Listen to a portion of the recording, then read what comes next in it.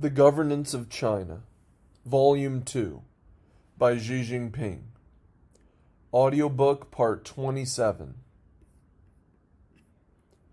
Usher in the second golden decade of BRICS cooperation. September 4th, 2017. Part of the speech at the BRICS Xiamen Summit. BRICS cooperation has witnessed a glorious decade.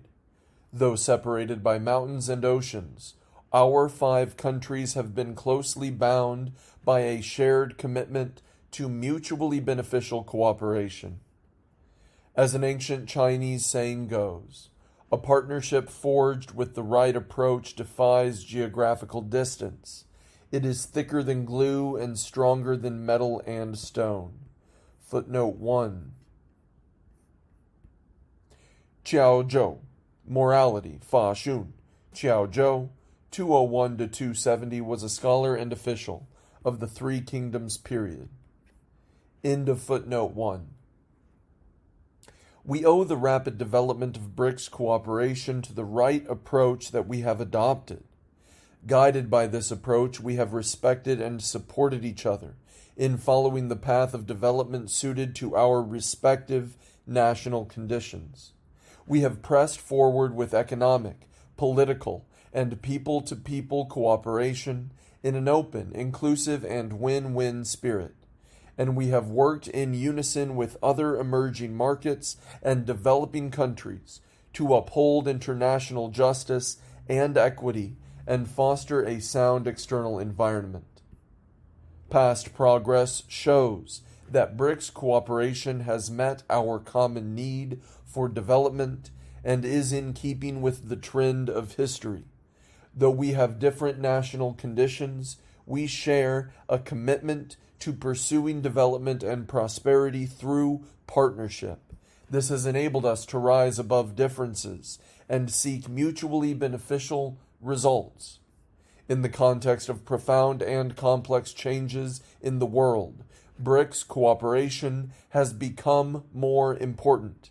The people of our countries expect us to boost development and improve their well-being. The international community expects us to make our contribution to world peace and common development. We must redouble our efforts to further BRICS partnership and usher in the second golden decade of BRICS cooperation. First, we need to advance results-oriented economic cooperation. Results are the foundation of BRICS cooperation, and significant progress has been made in this regard. However, we have yet to tap the full potential. Statistics show that of the U.S. $197 billion in outbound investment we made in 2016, only 5.7% took place among our 5 countries.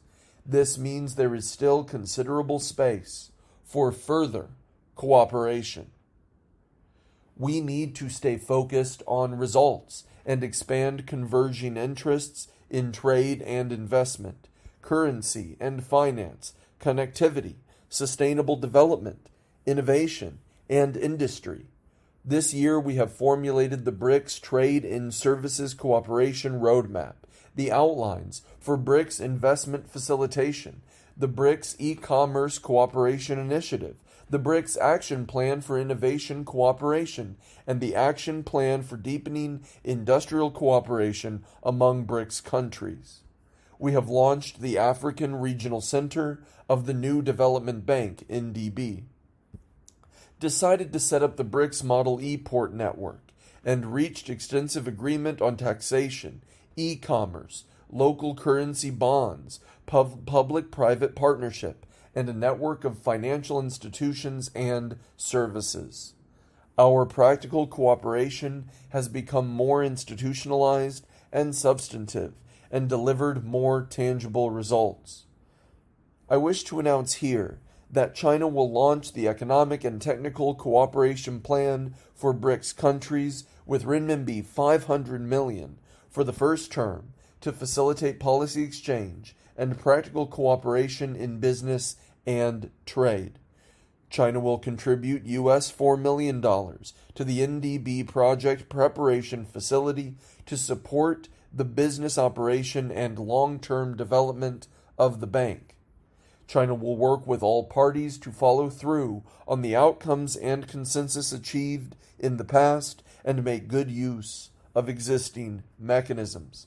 Together, we must seize the historic opportunities of the new industrial revolution, explore new areas and models of practical cooperation, and enhance our links to ensure sustained and steady progress of the BRICS cooperation mechanism.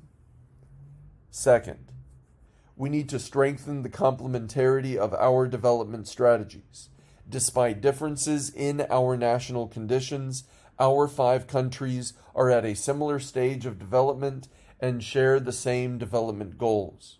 We all face an arduous task in growing the economy.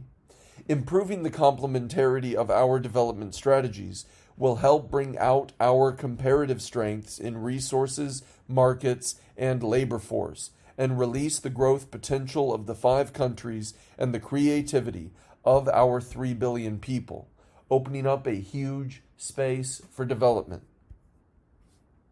We need to have a good plan at the macro level and take concrete actions in key areas. Acting in the spirit of extensive consultation, joint efforts, and shared benefits, we need to identify those areas where our development policies and priorities converge and continue to work towards the goal of connectivity in trade and investment, currency and finance, and infrastructure. With a focus on structural reform and sustainable development, we need to expand our converging interests and share experience on innovation, entrepreneurship, industrial development, and manufacturing capacity to boost our respective economies. It is important to strike a balance between the speed of growth and the quality and efficiency of growth.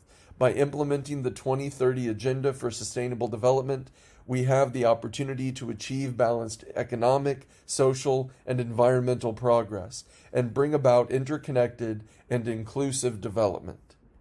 Third, we need to promote a more just and equitable international order.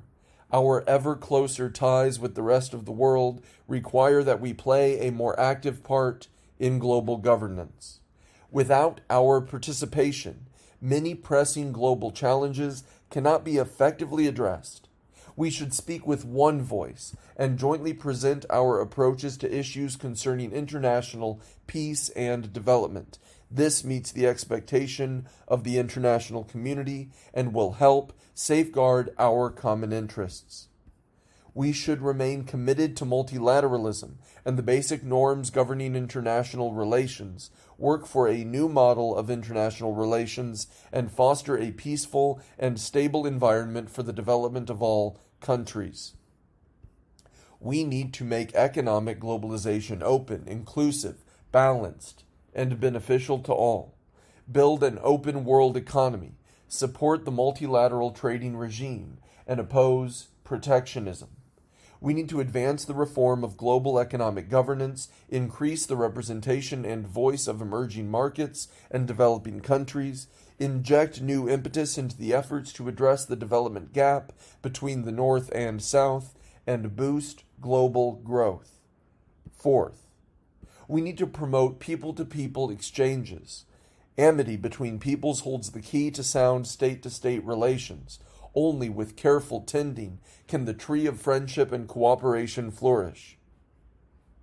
Enhancing exchanges among our peoples and seeing the spirit of partnership embraced by all is a worthy cause that deserves our enduring commitment.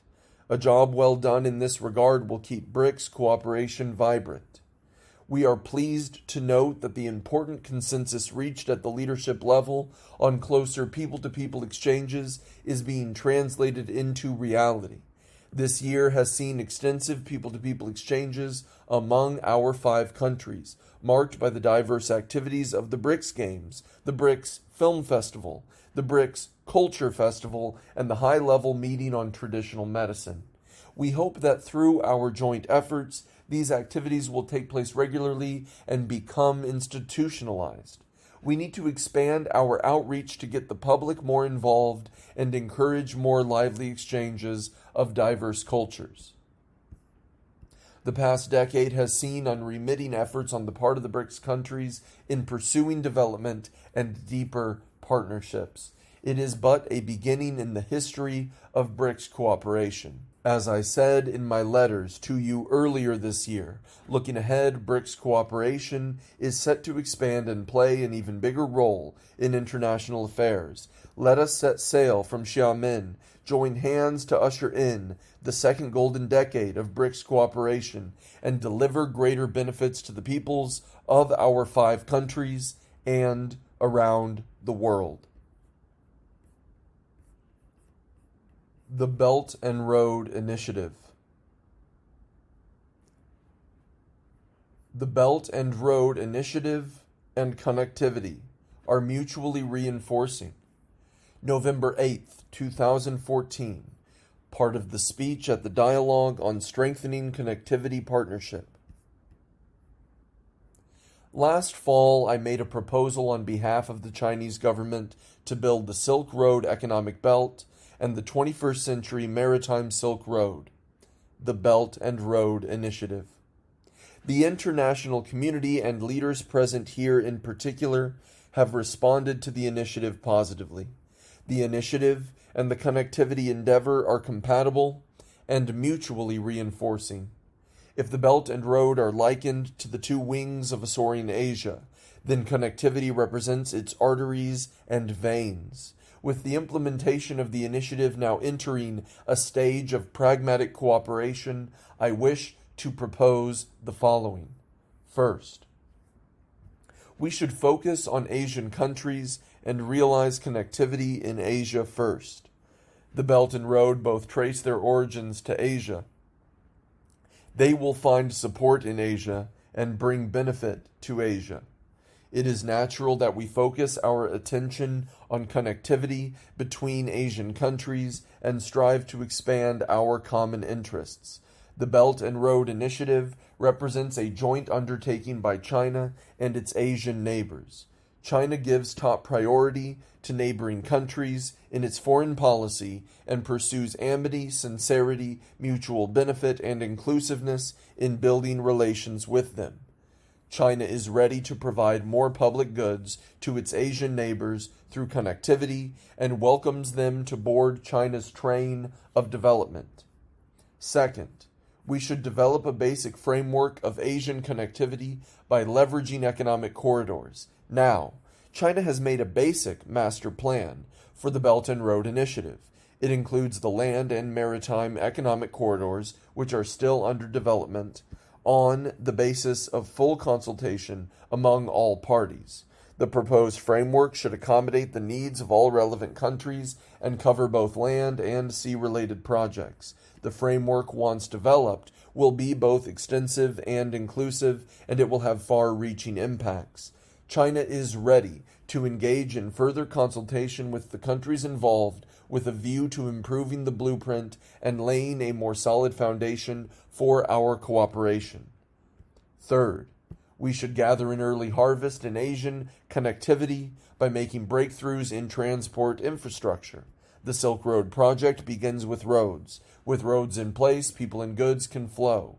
China attaches great importance to the railway and highway projects linking China to Pakistan, Bangladesh, Myanmar, Laos, Cambodia, Mongolia, Tajikistan, and other neighboring countries. These projects will be given priority in the planning and implementation of the Belt and Road Initiative. The more and the sooner people benefit from the initiative, the greater appeal and vigor the initiative will have. Fourth, we should break through bottlenecks in Asian connectivity by building a financing platform. Most Asian countries are developing countries facing a shortage of funds for development.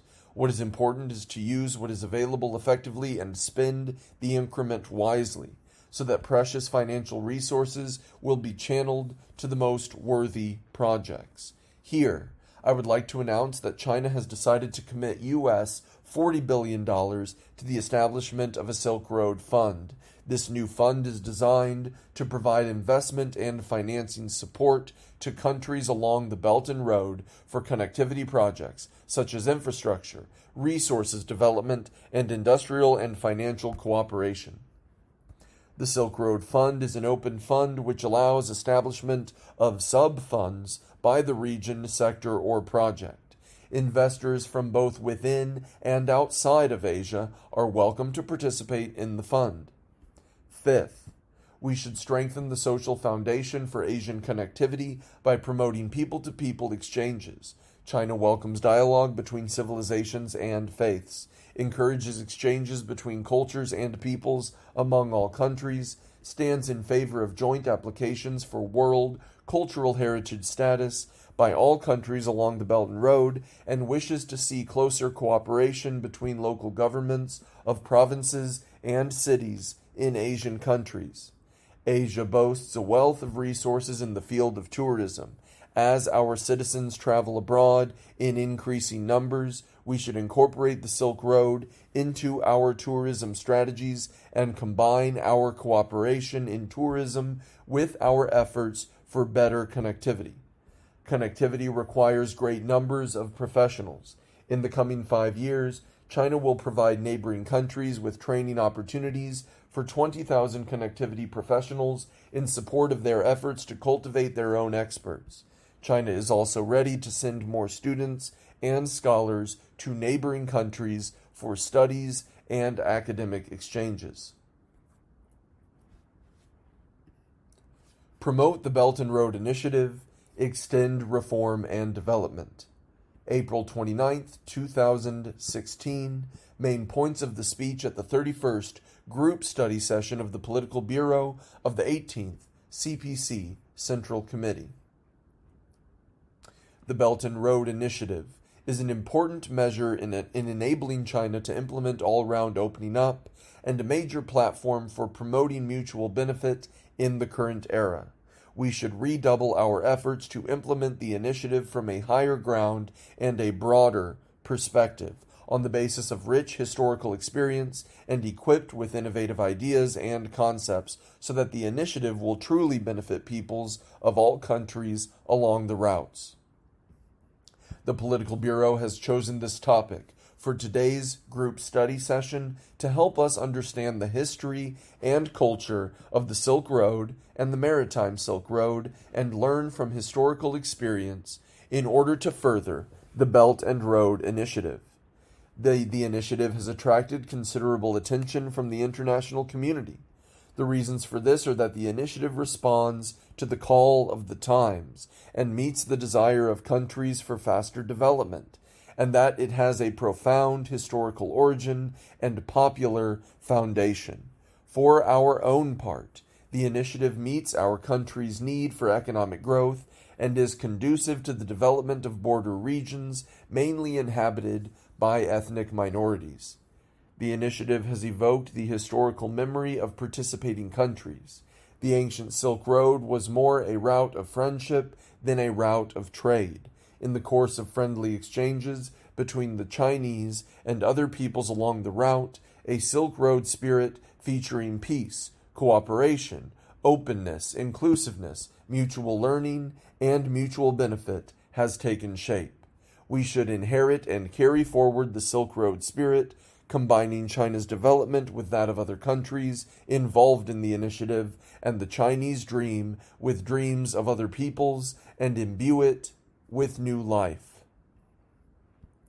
To promote the initiative, we have to maintain a proper balance between the interests of our country and those of other countries, between the government, the market, and society, between economic and trade cooperation and people-to-people exchanges, between opening up and national security, between implementation and publicity, and between national and local objectives. China is the initiator and propeller of the Belt and Road Initiative, but the initiative is not China's business alone. Therefore, focusing on China's own development It should also welcome other countries to board China's express train of development and help them realize their own development objectives. We should pay greater attention to the interests of other countries while pursuing our own. We should stick to the sound values of upholding the greater good and pursuing shared interests, with high priority given to the greater good. We should not seek quick successes and instant benefits, nor should we engage in short-term behavior. We must adopt a holistic approach to the common interests of China and other countries and their respective interests and concerns. We must identify more areas for converging interests and give full play to all participating countries. Our enterprises must give greater importance to their good reputation in their going global activities while seeking their investment returns. They must abide by laws of the recipient countries and shoulder more social responsibilities. To promote the initiative, we must give play to both the role of the government and that of the market. The government must play a leading role in promotion, coordination, and building mechanisms. At the same time, it is important to put in place a market-based regional economic cooperation mechanism for enterprises.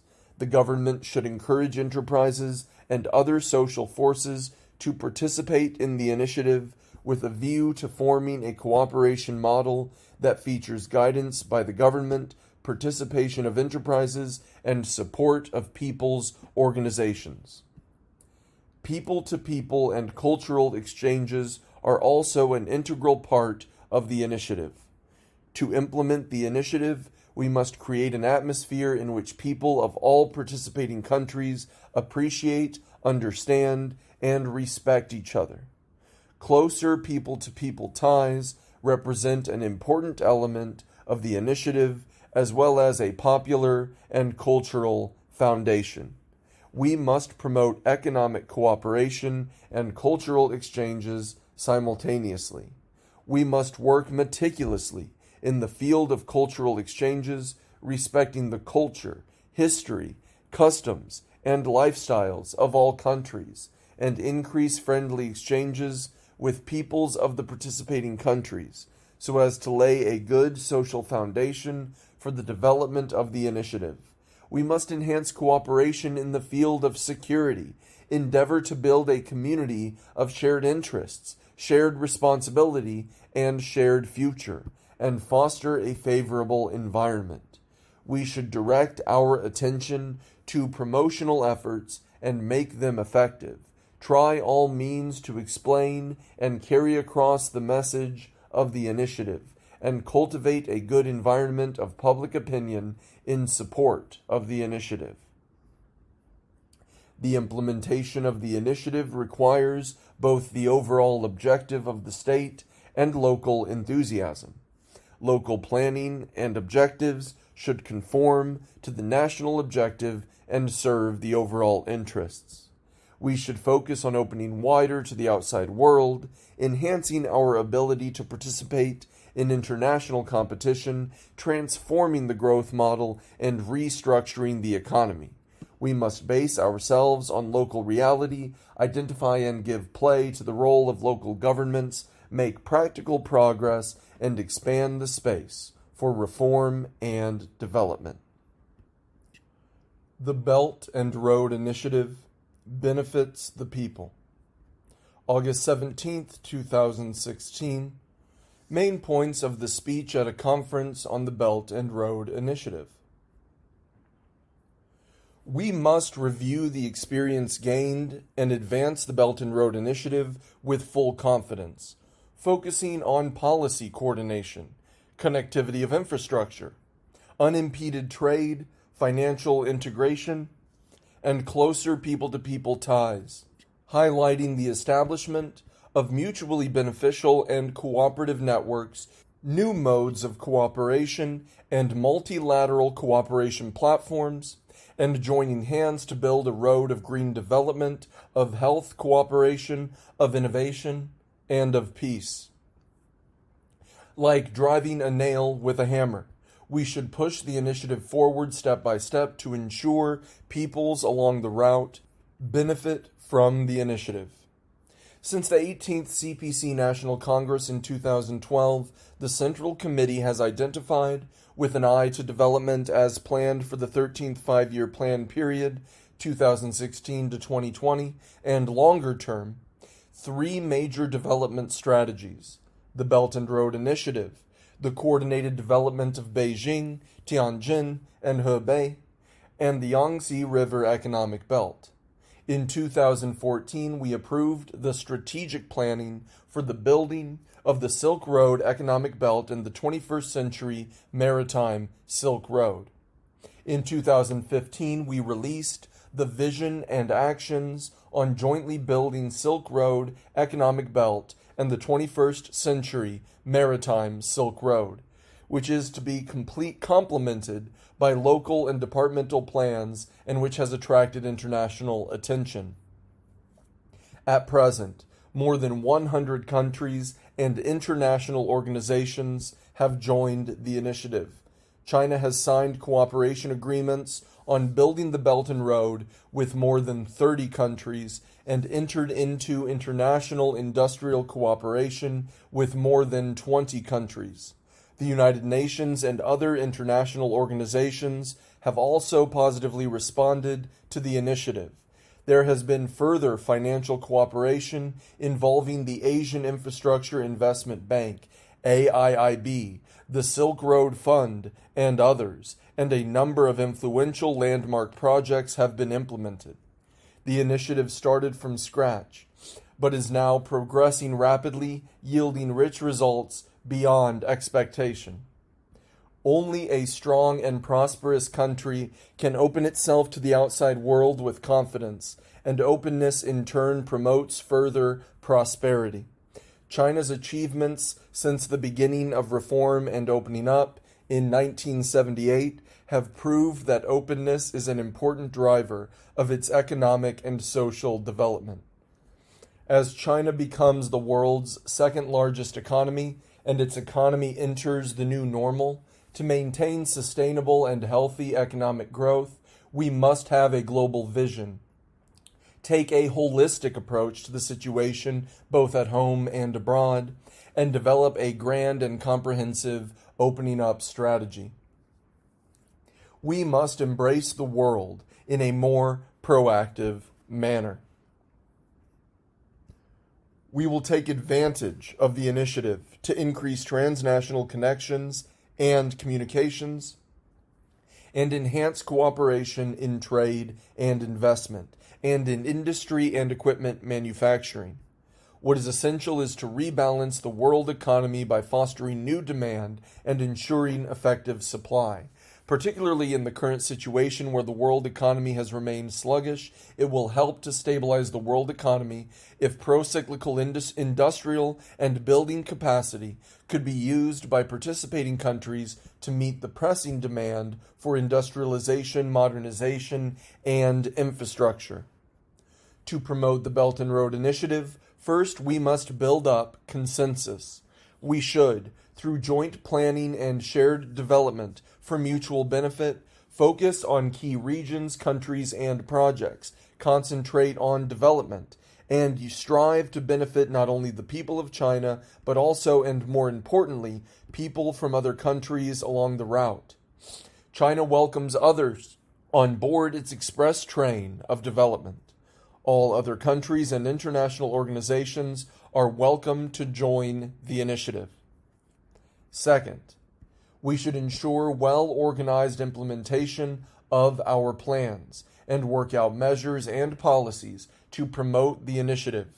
We should focus on innovation, improve supporting services, and give priority to such projects of strategic importance as the connectivity of infrastructure, the development and utilization of energy resources, the building of economic, trade, and industrial cooperation zones, and the research and development of core industrial technologies.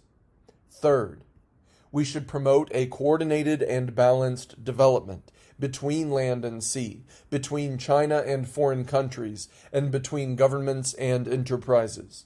We will encourage Chinese enterprises to invest in other countries along the route, which are also welcome to invest in China.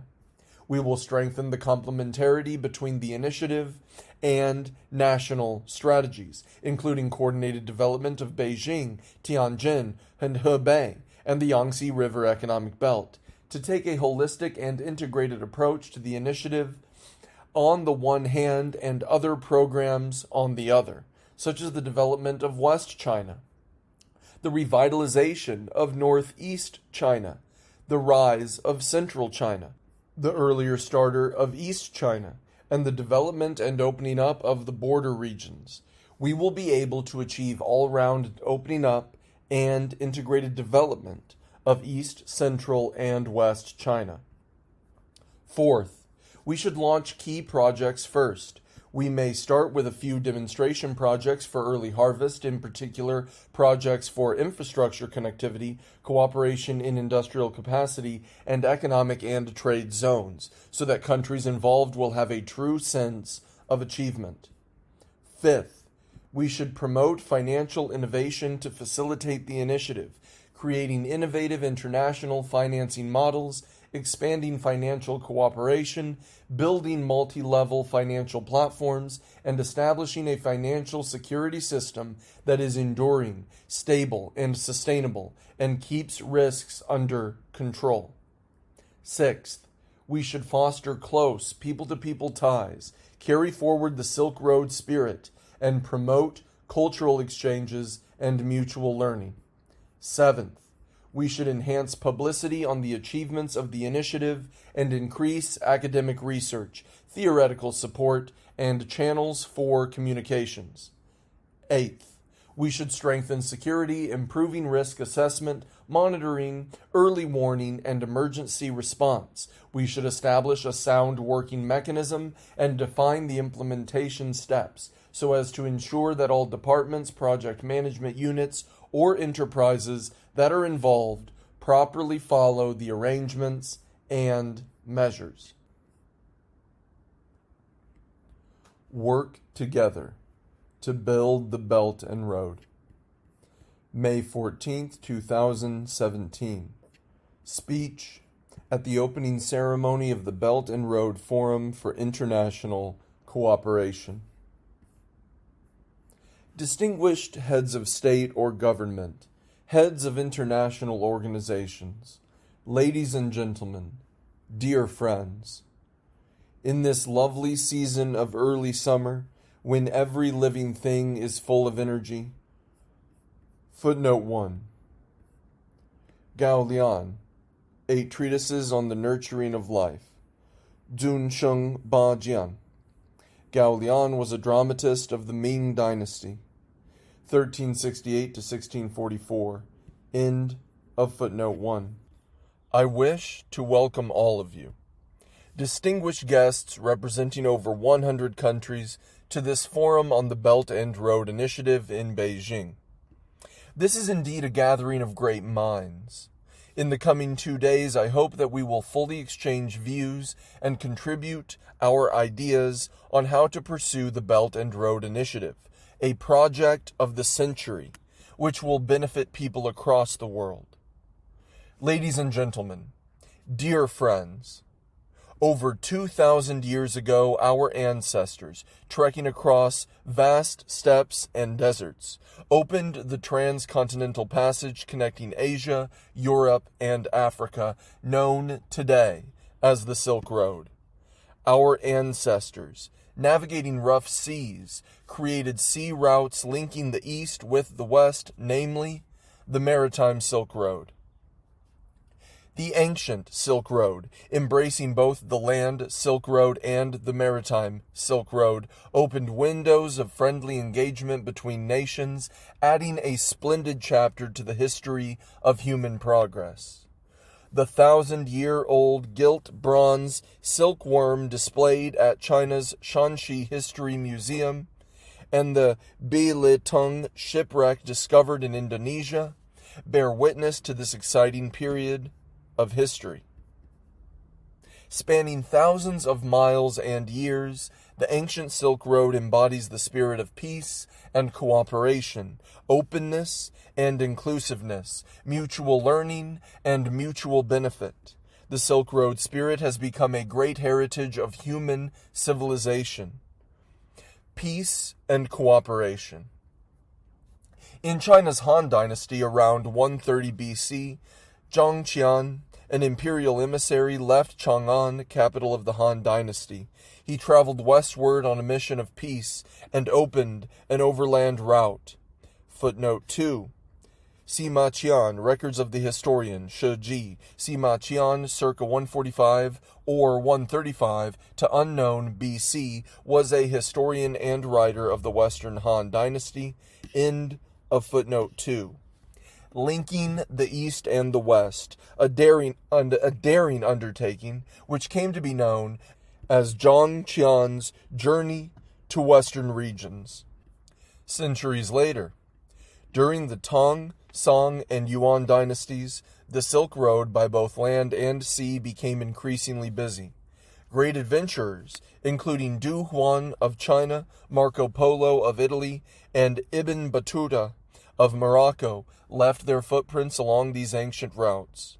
In the early 15th century, Zheng He, the famous Chinese navigator of the Ming Dynasty, made 7 voyages to the western seas, a feat which is still remembered today. These pioneers won their place in history not as conquerors with warships, guns, or swords. Rather, they are remembered as friendly emissaries leading camel caravans and sailing treasure-laden ships. Generation after generation, the Silk Road travelers built a bridge for peace and East-West cooperation, openness, and inclusiveness. The ancient Silk Road spanned the valleys of the Nile, the Tigris and Euphrates, the Indus and the Ganges, and the Yellow and Yangtze River. They connected the birthplaces of Egyptian, Babylonian, Indian, and Chinese civilization, the lands of Buddhism, Christianity, and Islam, and homes of people of different ethnic groups and races. Through the Silk Road, people of different civilizations, religions, and races interacted with and embraced each other with open minds in the spirit of seeking common ground while reserving differences. In the course of exchanges, they fostered a spirit of mutual respect and were engaged in a common endeavor to pursue prosperity.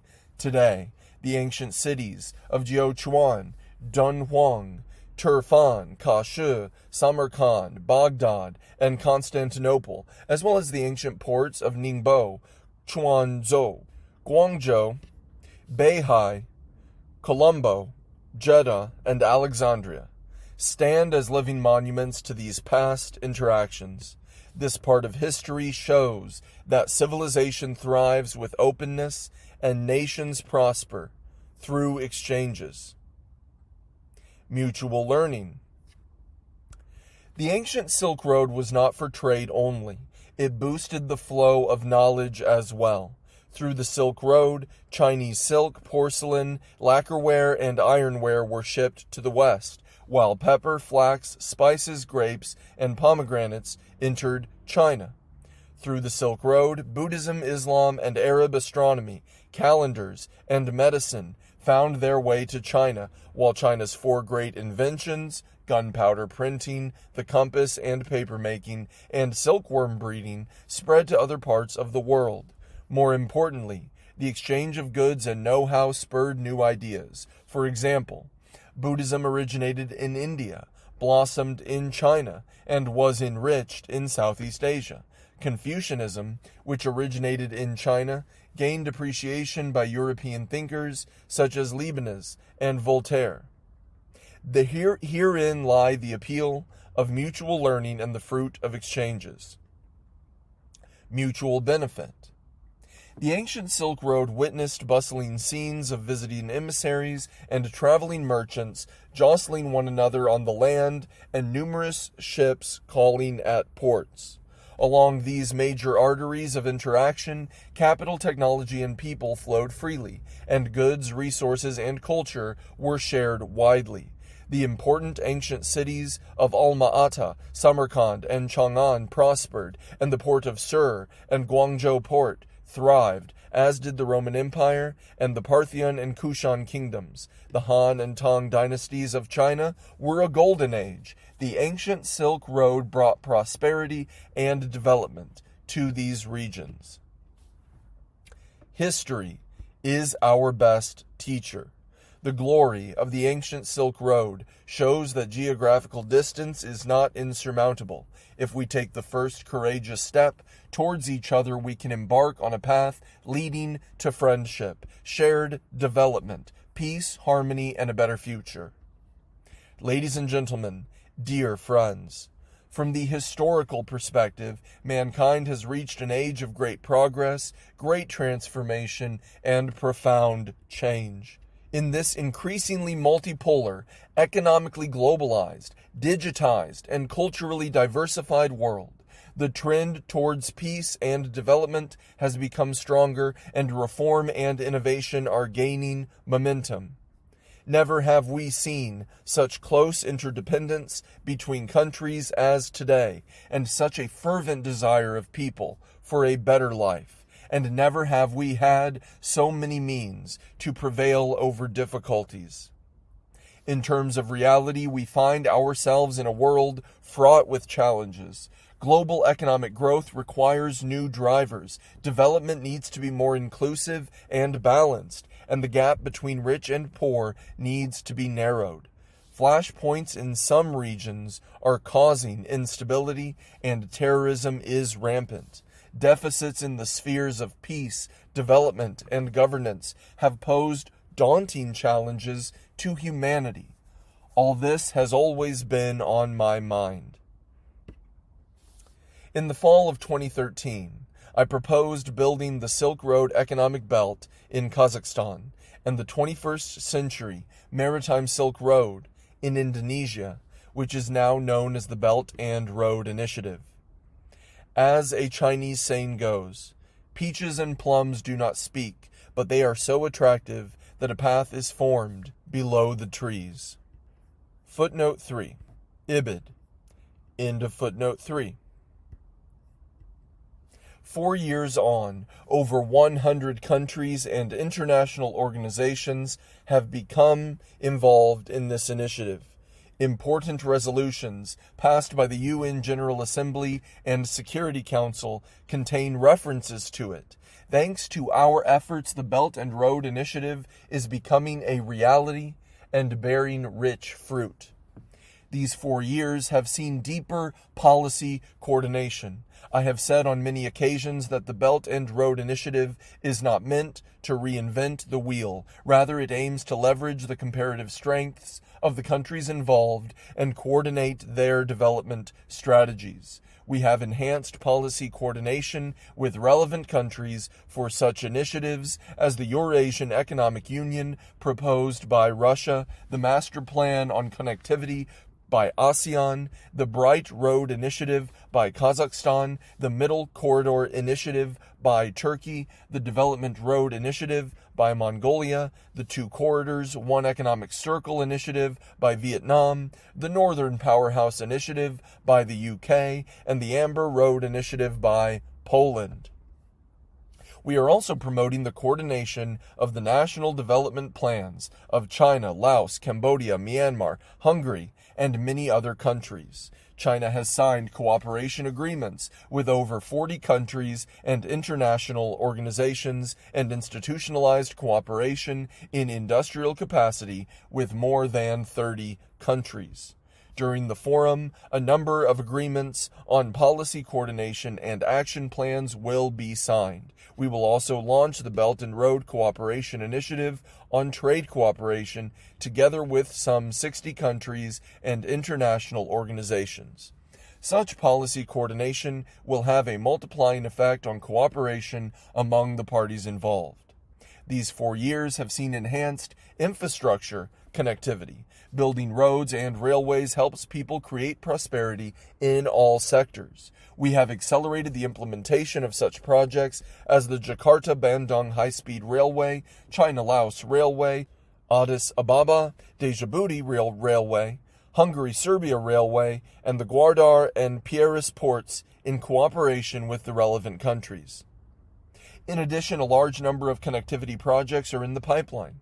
Today, a multi-dimensional infrastructure network is taking shape, one that is underpinned by economic corridors such as the China-Pakistan Economic Corridor, China-Mongolia-Russia Economic Corridor, and New Eurasian Continental Bridge, connected by land, sea, air, transportation routes, and information expressways, and supported by major railway, port, and pipeline projects. These 4 years have seen increased trade cooperation. China has worked with other countries involved in the Belt and Road Initiative to promote trade and investment and improve the business environment. I was told that for Kazakhstan and other Central Asian countries alone, customs clearance time for agricultural produce being exported to China has been cut by 90%. Total trade between China and other Belt and Road countries in 2014 to 2016 exceeded US $3 million worth. And China's investment in Belt and Road countries has surpassed US $50 billion. Chinese companies have set up 56 economic and trade cooperation zones in over 20 countries, generating some US $1.1 billion in tax revenue and 180,000 jobs. These 4 years have seen expanded financial integration. Financing bottlenecks are a key challenge to realizing connectivity.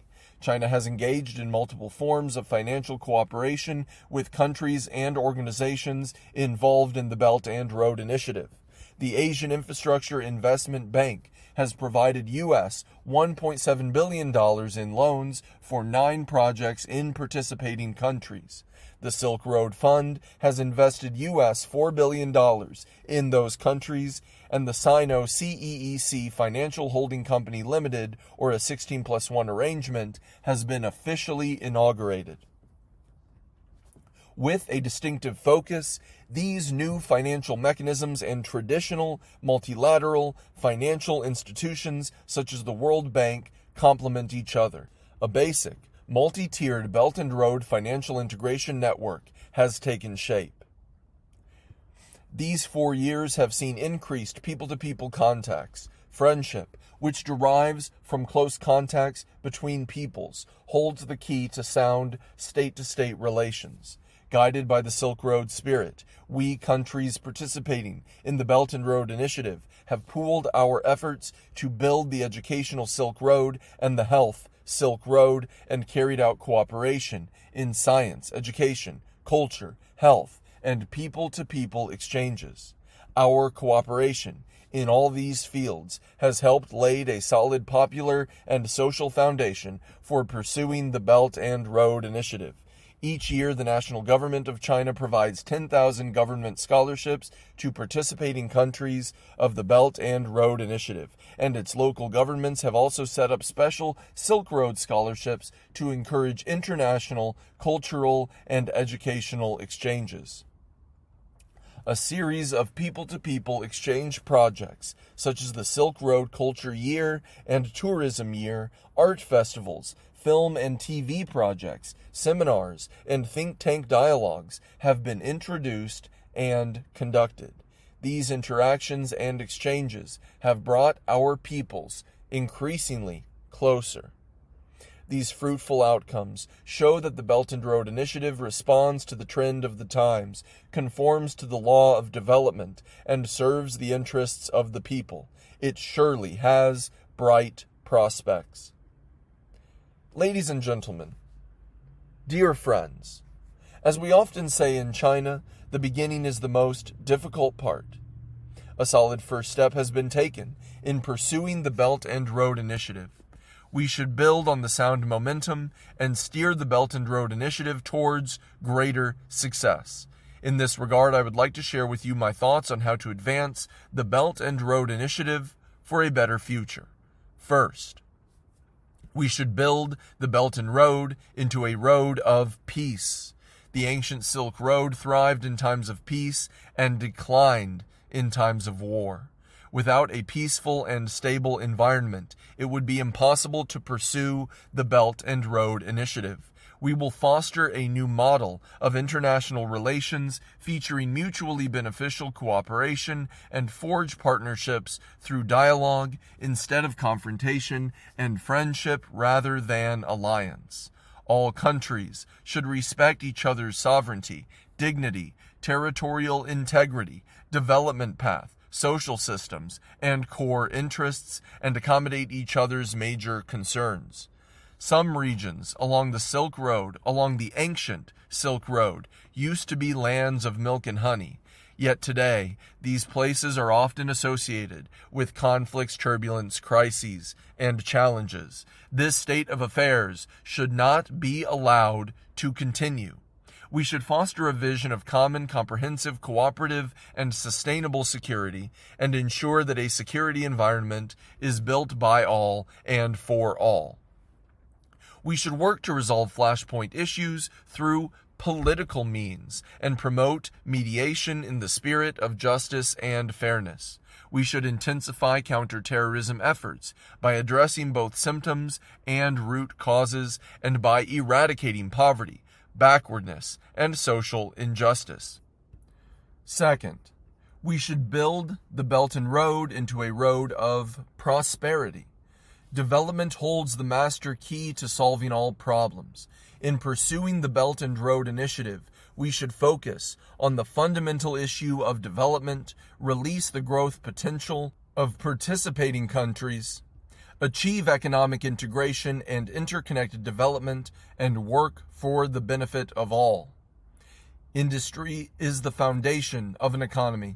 We should deepen industrial cooperation so that the industrial development plans of different countries complement and reinforce each other. Focus should be put on major projects. We should enhance international cooperation in industrial capacity and equipment manufacturing and seize the development opportunities presented by the new industrial revolution to foster new businesses and maintain dynamic growth. Finance is the lifeblood of a modern economy. Only when the blood circulates smoothly can one grow. We should establish a stable and sustainable financial safeguard system that keeps risks under control. We should create new models of investment and financing, encourage closer cooperation between government and private capital, and build a diversified financing system and a multi-tiered capital market. We should also develop inclusive finance and improve financial service networks. Infrastructure connectivity is the foundation of development through cooperation. We should promote land, maritime, air, and cyberspace connectivity.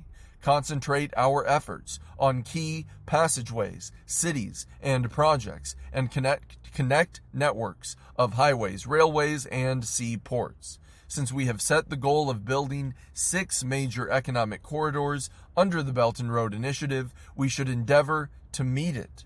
We need to seize the opportunities presented by the new round of change in energy mix and the revolution in energy technologies to develop global energy interconnection and achieve green and low-carbon development. We should improve trans-regional logistics networks and promote coordination in policies, rules, and standards so as to provide institutional safeguards for better connectivity.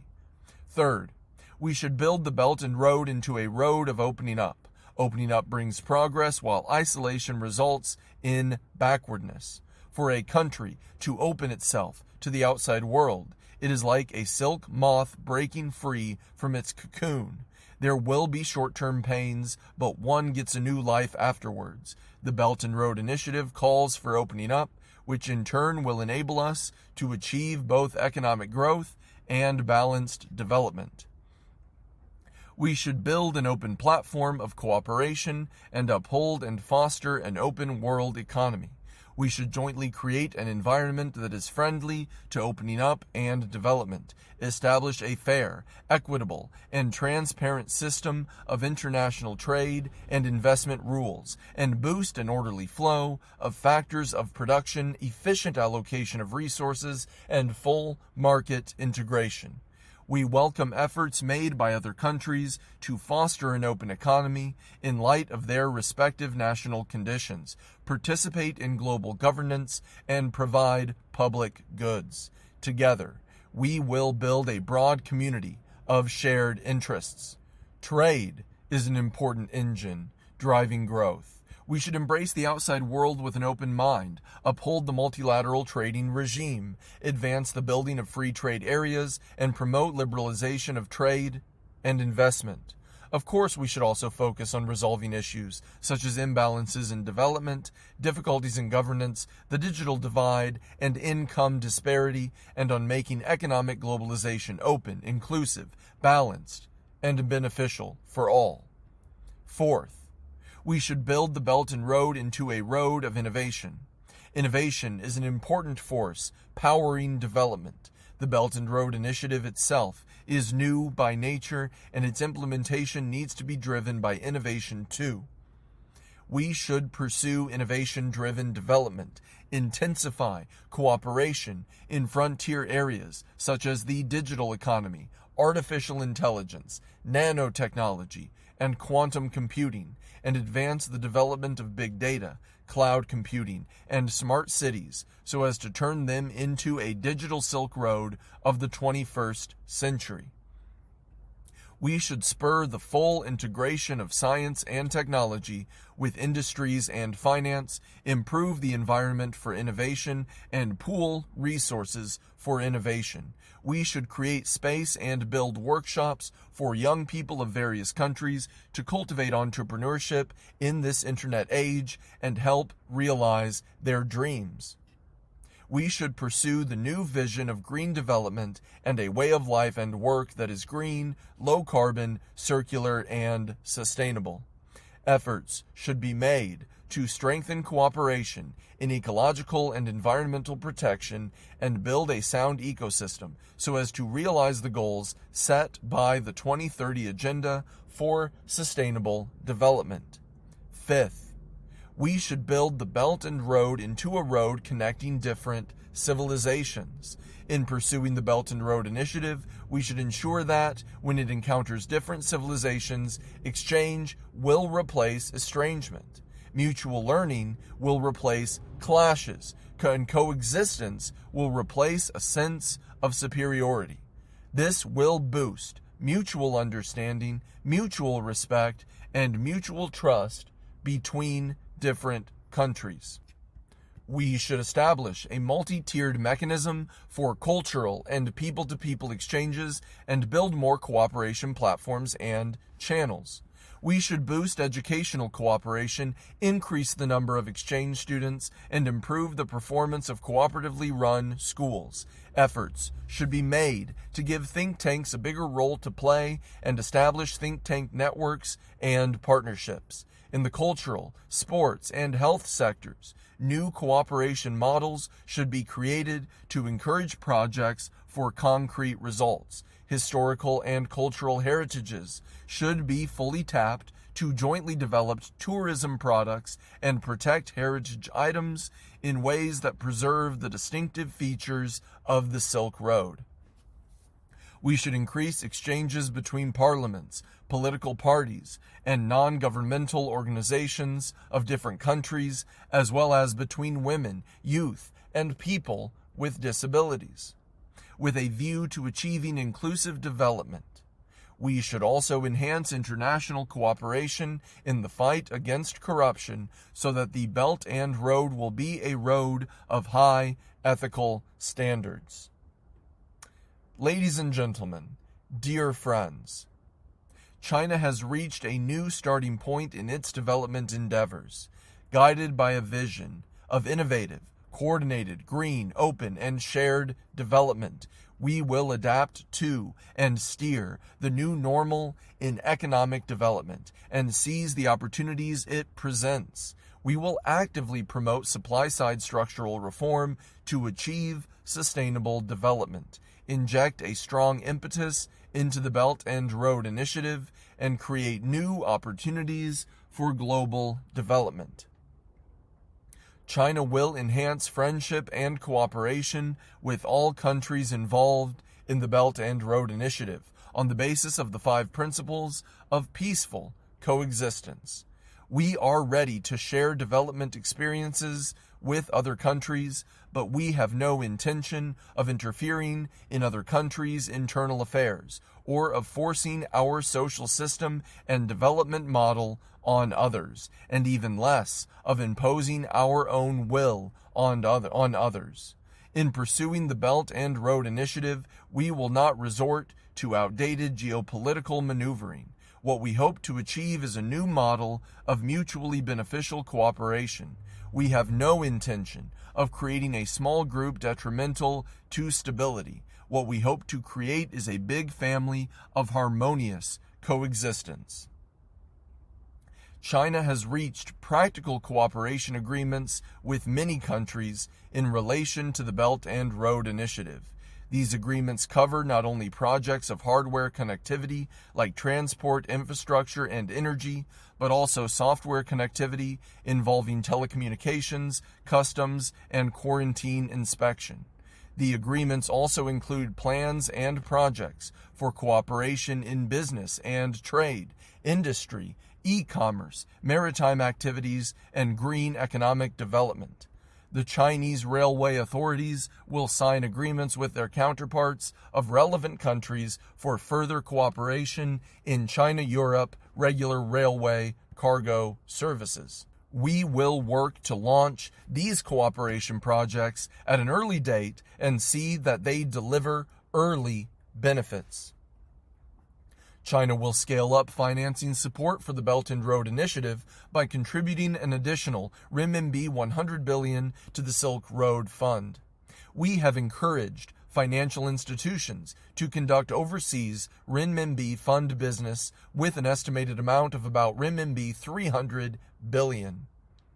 The China Development Bank and Export-Import Bank of China will introduce special lending schemes, respectively worth renminbi 250 billion equivalent and renminbi 130 billion equivalent to support Belt and Road cooperation in the fields of infrastructure, industrial capacity, and financing.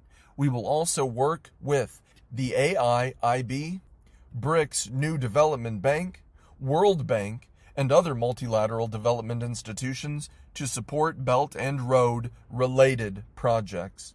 We will work with other parties concerned to formulate guidelines for financing Belt and Road related development projects. China will endeavor to build a mutually beneficial business partnership with other countries participating in the Belt and Road Initiative, enhance trade and investment with them, and build a Belt and Road free trade network. These efforts are designed to promote growth both in our respective regions and globally. During this forum, China will sign business and trade cooperation agreements with over 30 countries and enter into consultation on free trade agreements with related countries. Moreover, China will host the China International Import Expo starting in 2018. China will enhance cooperation in innovation with other countries. We will launch the Belt and Road Science, Technology, and Innovation Cooperation Action Plan, which consists of the Science and Technology People-to-People Exchange Initiative, Joint Laboratory Initiative, Science Park Cooperation Initiative, and Technology Transfer Initiative. In the coming 5 years, we will offer 2,500 short-term research visits to China for young foreign scientists, train 5,000 foreign scientists, engineers, and managers, and set up 50 joint laboratories. We will set up a big data service platform for ecological and environmental protection. We will propose establishing an international coalition for green development on the Belt and Road, and we will provide support to related countries in responding to climate change. In the coming 3 years, China will provide assistance worth renminbi 60 billion to developing countries and international organizations participating in the Belt and Road Initiative to launch more projects to improve people's well-being. We will provide emergency food aid worth renminbi 2 billion to developing countries along the Belt and Road and make an additional contribution of US $1 billion to the Assistance Fund for South-South Cooperation. China will launch 100 Happy Home projects, 100 poverty alleviation projects, and 100 health care and rehabilitation projects in countries along the Belt and Road.